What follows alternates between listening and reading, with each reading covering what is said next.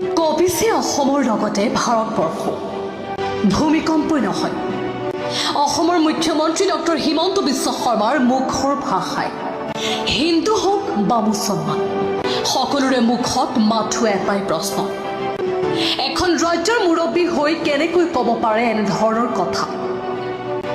আপুনি যদি এজন ভাৰতৰ নাগৰিক হয়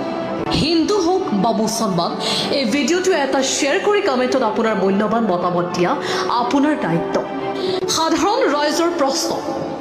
মুখ্যমন্ত্ৰী ডক্টৰ হিমন্ত বিশ্ব শৰ্মাই হিন্দু মুছলিম বাদ দি কৰিব নোৱাৰে নেকি ৰাজনীতিৰ প্ৰচাৰ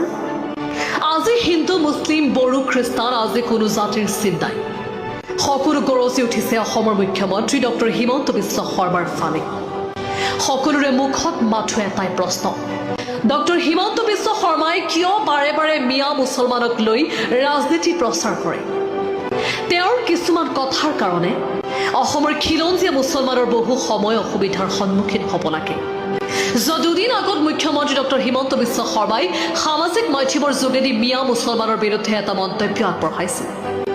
য'ত তেওঁ কৈছিল কোনোবা মিয়া মুছলিম যদি ৰিক্সা চালক হয় তেতিয়াহ'লে তেওঁৰ ভাড়া যদি 5 টকা কয় তেনেহ'লে ৰিক্সা চালকজনক 4 টকা দিবলৈ এখন ৰাজ্যৰ মুখ্যমন্ত্ৰী হৈ এনেধৰণৰ কথা কেনেকৈ ক'ব পাৰে তেওঁ সাধাৰণ ৰাইজৰ প্ৰশ্ন আজিৰ এই প্ৰতিবেদনটো আপোনালোকে বেছিকৈ শ্বেয়াৰ কৰক যাতে সকলো অসমৰ ৰাইজে দেখা পায় আৰু আমাৰ MF মিক্স আছাম নিউজ চেনেলটো ফলো কৰি ৰাখিব যাতে সদায় নতুন নতুন খবৰ প্ৰথমতে লাভ কৰিব পাৰে